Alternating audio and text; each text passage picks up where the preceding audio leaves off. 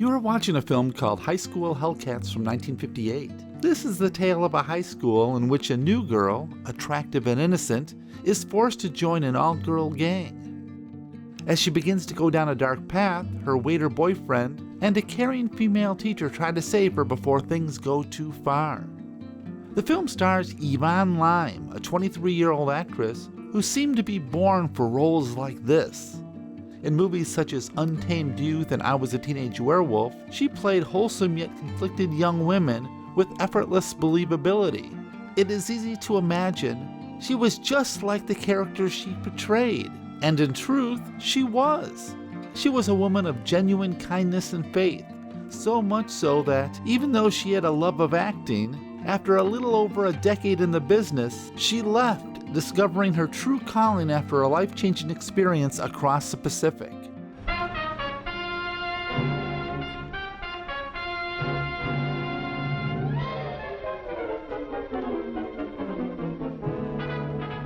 She was born Yvonne Glee Lime on April 7, 1935 in Glendale, California.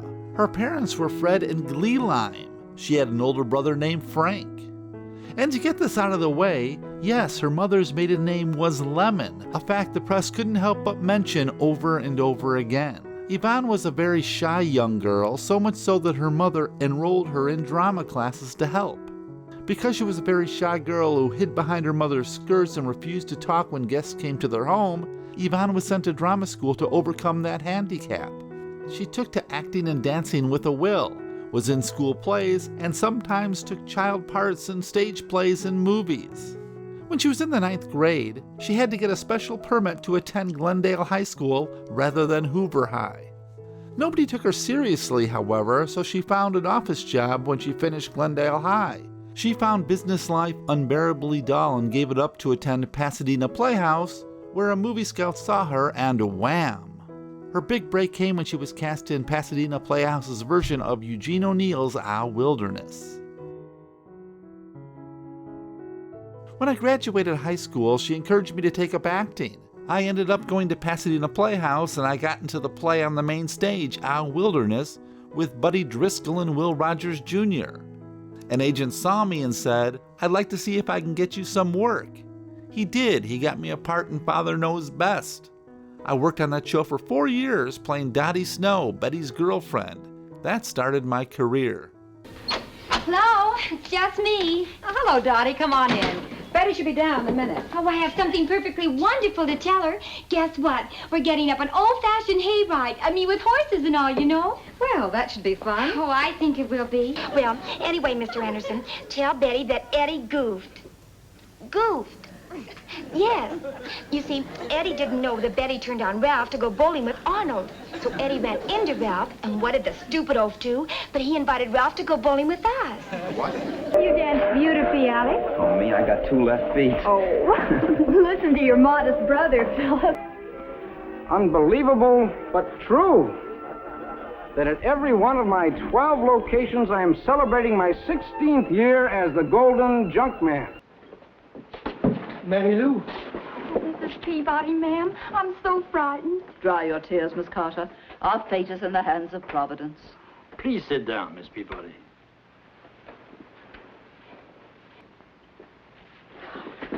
Should I tattoo the message on the beautiful face of this girl, madam? While appearing in the play The Man Who Came to Dinner with Milton Lewis, Paramount's top talent scout came to watch. With the final curtain, Lewis made his way backstage, introduced himself to Yvonne, and suggested she report next morning to Paramount and Hal Wallace, who were having difficulty casting the role of Snooky McGuire in his production of The Rainmaker starring Burt Lancaster and Katherine Hepburn. Wallace had tested 51 girls for the role of Snooky. He was about to send East for help from the stage ranks when Yvonne read for the role for him. He signed her on the spot, not even bothering a film test.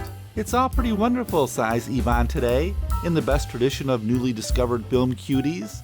I just can't believe that it's me, she intones. I think Mr. Lewis is simply wonderful to bother with me. Then in tow of her smiling, approving agent, she takes her leave. A break for pretty Yvonne Lime. Right out of training at the Pasadena Playhouse, she gets the only other femme role with Katherine Hepburn and Burt Lancaster in The Rainmaker for Hal Wallace.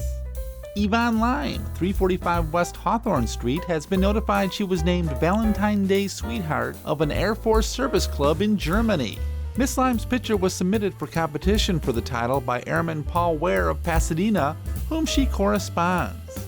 A graduate of Glendale High School, Miss Lime is now attending Glendale College. Yvonne Lime of Glendale is a regular member of the Burns and Allen CBS TV program. She introduces the double routine that George and Gracie do at the end of the show and frequently appears in skits during the telecast. Oh, yes, well, we just go through the usual dull vacation. Moonlight swimming and dancing and weenie roasts at the beach. And having to wear these silly little old bathing suits. What a time you'll have. Why, you fellas probably won't see a human being for 3 months. Oh, no, you'll be way out in the ocean. And the waves will be bouncing your little boat. Up and down, up and down, up and down. For the 1956 season of The Burns and Allen Show, she had a reoccurring part as Joy Jasden, one of the 4 Jasden sisters. The following season, she introduced George and Gracie's vaudeville routines, something they did at the end of their show. Yes, George and Gracie will be right back and do one of their vaudeville routines.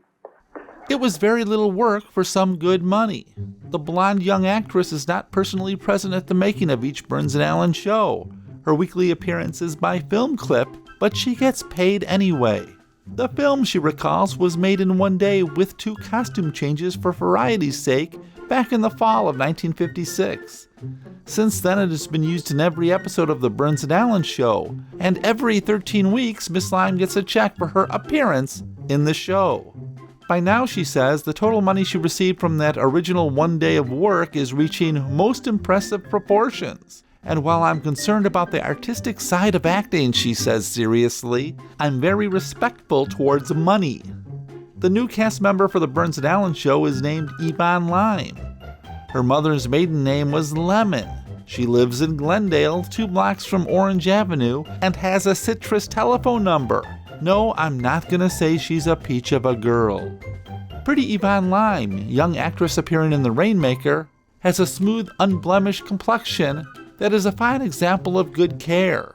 Now on the market are 2 medicated skincare sets for teenage complexions. 1957 was a big year for the young 22-year-old. Not only did she keep up with her TV career, but she starred in 2 B films that are still remembered today. Yvonne Lime has been set for a featured role in Untamed Youth starring Mamie Van Doren, Lori Nelson, and John Russell. Miss Lime, who was recently seen in The Rainmaker, will play the part of Baby, a frail young girl who meets a tragic end in the youth drama. How old are you, baby? 19. How did you know to call me that? What? That's what everybody calls me. Baby. I should think so. Everything all right, Tony? Sure it is. What did Officer Donovan say? I don't want to talk about it. I've had enough yakety-yak to last me till the end of the term. It's a horrible thing today to call a girl wholesome unless you're sure, especially a girl seeking a Hollywood career. If you told one of New York actor studio girls she was wholesome, she'd probably spit in your eye or call a cop. You couldn't insult her more if you handed her a Guy Lombardo record. But the awful truth is, Yvonne Lime is wholesome, and there's precious little she can do about it. She even goes to church. By Hollywood standards, Yvonne Lime is a real square. She doesn't drink or smoke, she dates but casually, and is an active church worker. All admirable qualities to be sure, but they hardly add up to hot publicity copy, as one writer found out recently. He asked me how these young men treat me when I'm out with them, and I told him they behave like gentlemen, she recalls with a laugh. By this time he had discovered that she didn't smoke or drink, work enthusiastically for her church, and read books with some element of spiritual value. Well, how do you have fun? The writer asked then. Yvonne went on happily. He wanted to know what I did for kicks on a date. I told him we have a lot of laughter and good conversation. Then he inquired whether she ever had more than one date with any of these boys. She replied yes. He seemed to be puzzled, and because I've always thought it proper for a lady to remain silent while a man collects his thoughts, I said nothing, the actress said. Looking at me as if I were perched on a lavender-scented pillow and swathed in voluminous yards of old lace, the writer said, "Well, you're a very pretty little actress, but, well, it's going to be hard to... There's no story here. You're a square." "This is Hollywood, Mrs. Jones." Yvonne Lime, the floozy in the Rainmaker, who just played a 16-year-old unwed mother in Untamed Youth, was turned down for a role of a wife on the TV Conflict series. The reason? She looks too innocent, the TV casting director said. A sweet cart rolled by, and as someone was buying an ice cream bar, Yvonne covered her eyes. "I love sweets, but they get me into trouble. I'm only 5'4" and even 1 pound over my natural weight shows. I have a scale and every morning I weigh. I try to stay from 106 to 108, but if I go over that, then I start dieting. I've discovered that it's easy to lose a pound or two if you do it the right way. But if I wait, I can soon have an overweight problem. I know because I've been through that. You get frustrated in that kind of situation, and the more you worry about it, the worse it is. The best thing you can do is say, 'All right, I'm fat,' and be a good sport. The first thing you know, you'll be eating less without realizing it, and that horrible tension has relaxed, and you begin to feel more encouraged, and you begin to lose." Something happened in 1957 that would really bring attention to her in the press. Hal Wallace signs Yvonne Lime. Cute little Yvonne Lime was about to set sail on the SS Your Line for a Hollywood vacation when Hal Wallace grabbed her for Loving You. Loving You was Elvis Presley's second movie, and Yvonne was cast in a small role near the end of the film. Gosh, I've listened to some of the singers my folks are crazy about, and, well, I sure wish that their folks would have a little talk with them. She did meet the film star, and soon she was in a relationship with the king of rock and roll. Elvis Presley and Yvonne Lime are holding hands these warm nights. Elvis Presley's latest date, Miss Yvonne Lime, 20, an attractive Hollywood starlet, arrived in Memphis today to visit with Elvis and his parents during the Easter holiday. Elvis and his two friends met the stunning blonde at 10:20 a.m. at the Memphis Municipal Airport and drove over to the Presley home on Audubon Drive. She arrived on the American Airlines flight from Los Angeles. Miss Lime created such as a sensation as Elvis did when she strolled through the airport lobby. Many admiring remarks were overheard about her very blonde hair. "I met Elvis last February when Paramount gave me a small part in the picture Loving You," she said. "When I first met him, I was prepared not to like him, but he went out of his way to be nice and friendly. We dated steadily after I'd known him only a day. He went out and toured and called me at all kinds of crazy hours asking me to join him. Finally, I agreed to go to Memphis to visit his home and family," Yvonne added. "We had a wonderful time."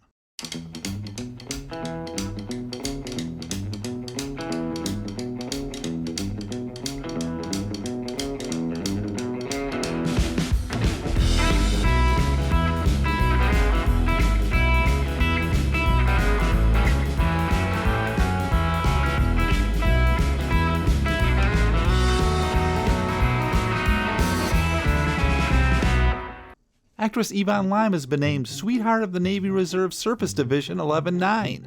She will be Queen the Dance May 25th at Chavez Ravine. And Yvonne wasn't above doing commercials. I've heard of girls who turn down such jobs as beneath them, but I'll never know why. Saying a commercial correctly definitely is acting. All the rules must be observed.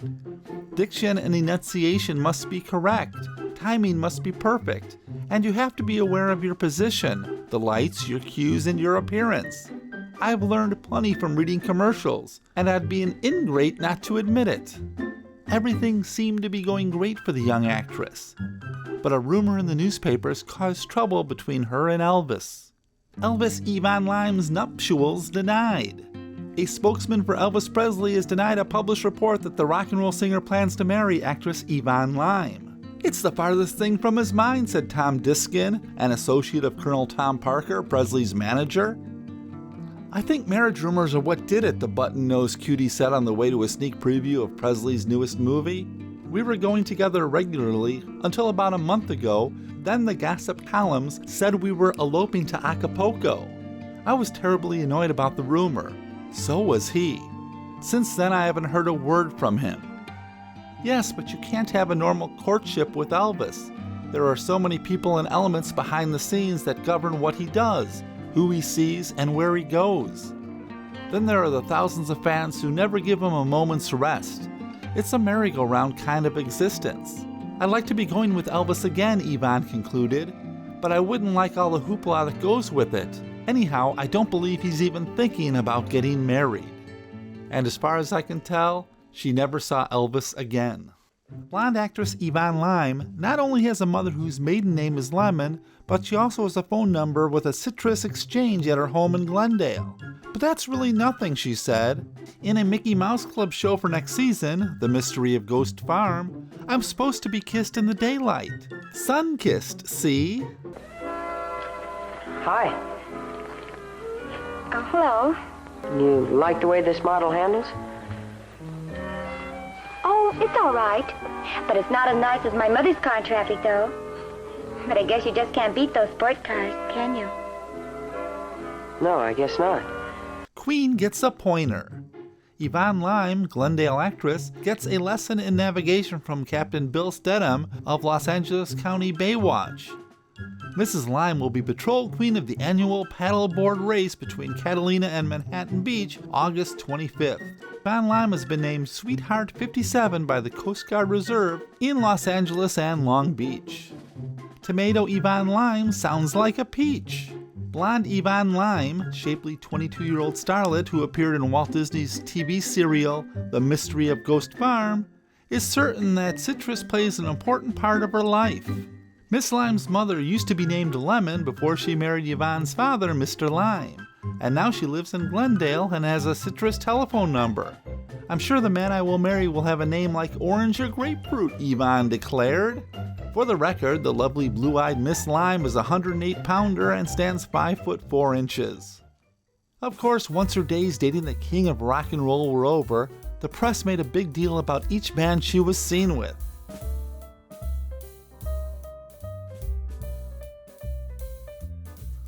Her acting career continued both in TV and B movies through the early 1960s.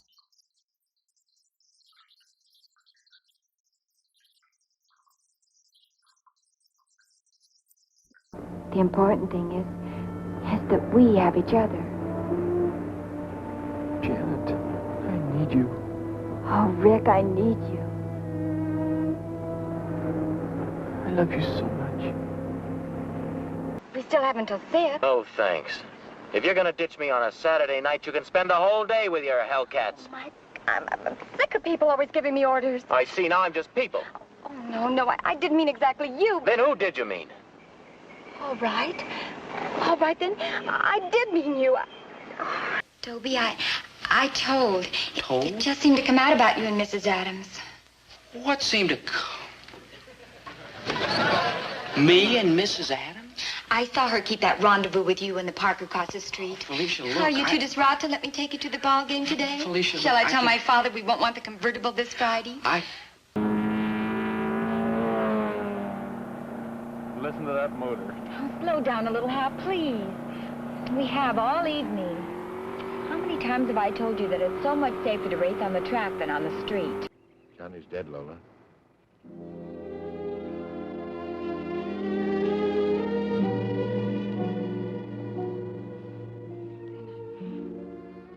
Guess I'll have to wait for you after all. Won't I, Beth?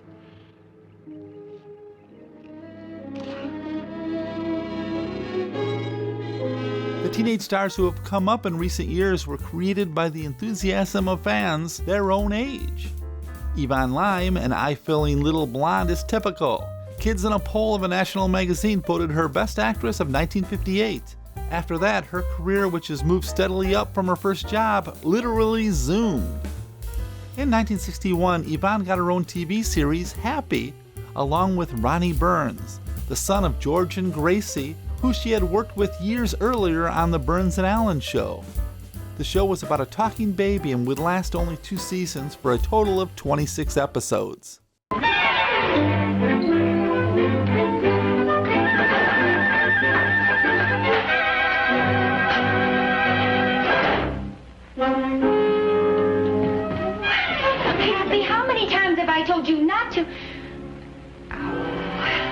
because I'm furious at your father is no reason to take it out on you. I'm sorry. Poor Mom. Today is our wedding anniversary, and Pop's forgotten it. Well, now, family gathering. Isn't that nice? Chris, what do you have in your hand? Oh, you might say it's a surprise. Well, come on, darling, let's see it. All righty. The perfect gift for the woman who has everything. I'm not really sure how disappointed she was at the show's early cancellation. You see, by then she was heavily involved in a cause that had become extremely important to her and another young actress, Sarah Buchner. Sarah and Yvonne had met on an episode of The Adventures of Ozzie and Harriet, and their paths seemed to cross again and again. Slowly, the ladies realized they had a lot in common, but it was when she met another actor, Charlie Watts, not the Rolling Stones drummer, that her life took a turn. He used to get groups together on the weekends and go to USO shows, and he asked me if I'd like to help him with it. Eventually, Yvonne asked Sarah to join them on these shows, and when Sarah was looking for a place to live, Yvonne and her found an apartment together. I met Sarah while appearing on The Adventures of Ozzie and Harriet. We became good friends and later roommates. We would perform in local USO events. We later learned that they were looking for 2 actresses to do a tour overseas. Sarah and I ended up being selected to go to Korea, Okinawa, and Tokyo, Japan in September of 1959. Recently, she and her actress roommate, Sarah Buchner, with whom she shares a modern Hollywood apartment, were chosen by the National Cartoonist Society of America to make a goodwill tour of the Orient under the sponsorship of the U.S. Treasury Department.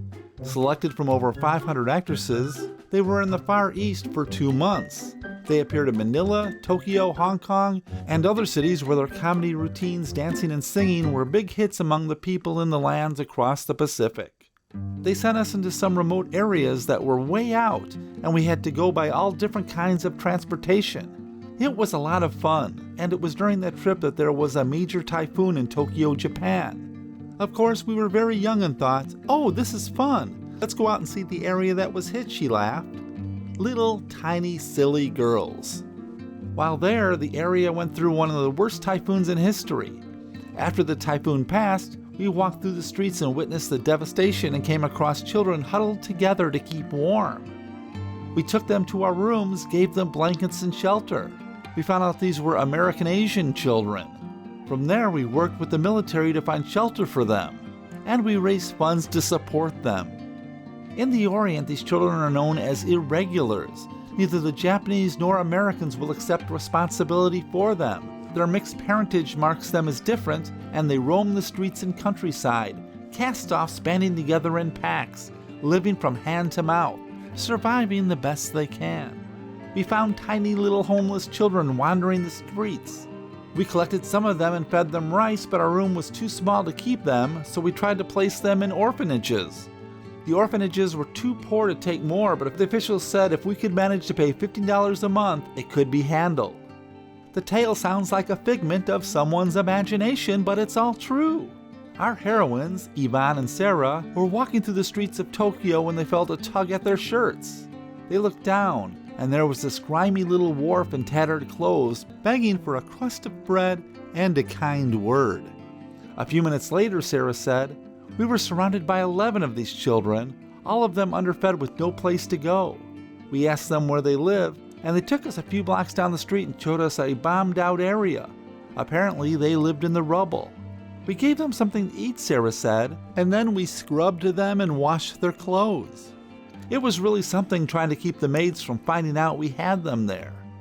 The incident was the beginning of a whole new life for these 2 glamorous gals from Hollywood. They didn't even have enough blankets so that each child could be covered at night, Yvonne said.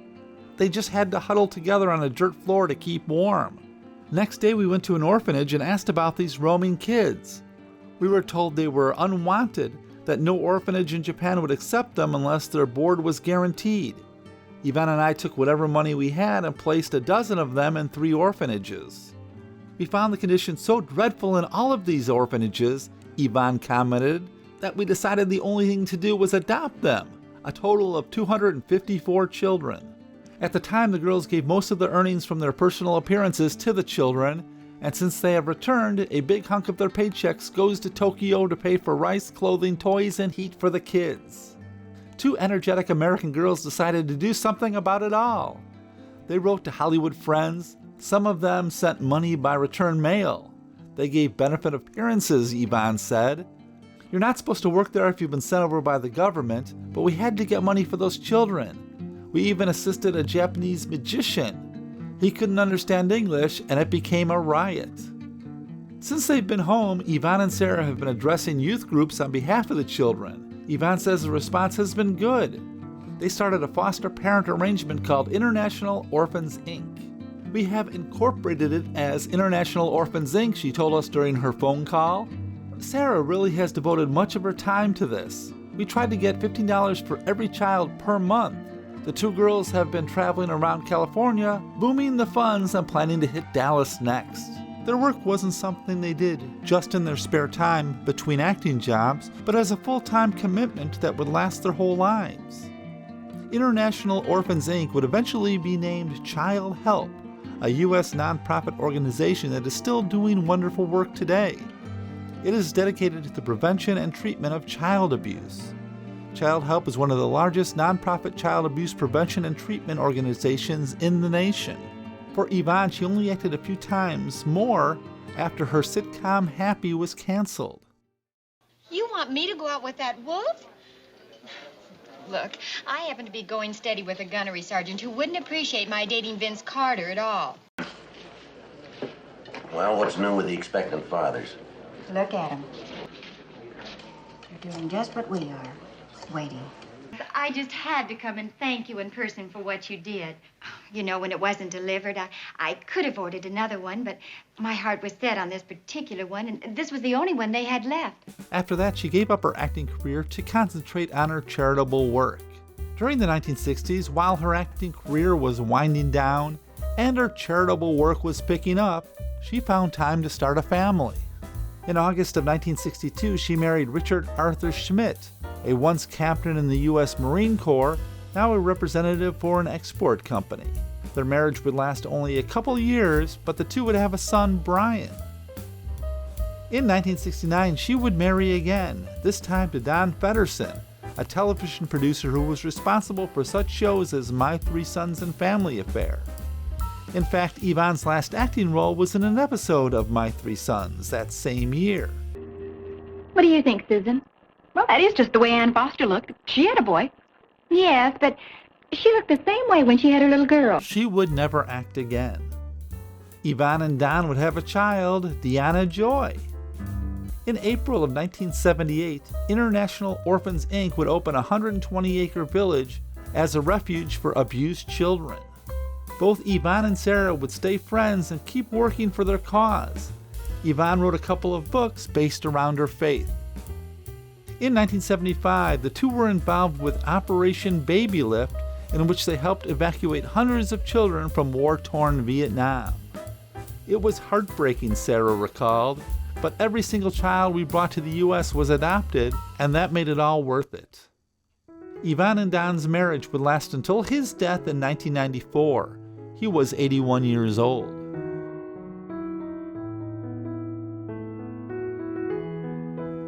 She is the mother of two, Brian Richard Schmidt, a UCLA graduate, and Diana Joy Feddersen, a graduate of Arizona State University.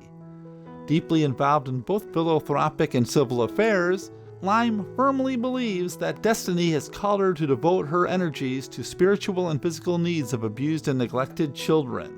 After Sarah's husband died as well, the two women began sharing a home together once again. We've been through everything together, Yvonne said. Living together just made sense. We have breakfast together every morning, Sarah says. Yvonne reminds me to eat healthy, while I sneak in a pastry. Yvonne laughs. She thinks I don't notice, but I do. We argue over who's cooking, but we're closer than sisters, Sarah says with a grin. Some nights we put on old movies and laugh about how young we look, Yvonne shares, and how much hairspray we used to use, Sarah adds. Now, when I began this biography, I only knew that she was a pretty young girl who had a brief acting career before getting married and doing charitable work. I didn't realize just how much more there was to her story. Who knows what she would have done if she kept on acting? At the time of her last appearance on TV, she was still beautiful and a wonderful actor. But she, along with Sarah, found something more important than stardom. What Yvonne and Sarah did was way above the charitable work of most celebrities. At the time of this recording, both Yvonne and Sarah are still alive and still dedicated to the work. Yvonne is 90 years old. Yvonne Lime used to star in such movies as Untamed Youth, I Was a Teenage Werewolf, Drag Strip Riot, and High School Hellcats, has turned down offers to do similar parts because, as she puts it, I can't play disrespectful roles on Monday and ask people to contribute to a respectable charity on Tuesday. And frankly, the welfare of my children in Japan are much more important than my career. From an actress, such words are incredible. But in the two cases of Yvonne Lime and Sarah Buchner, they are happily true.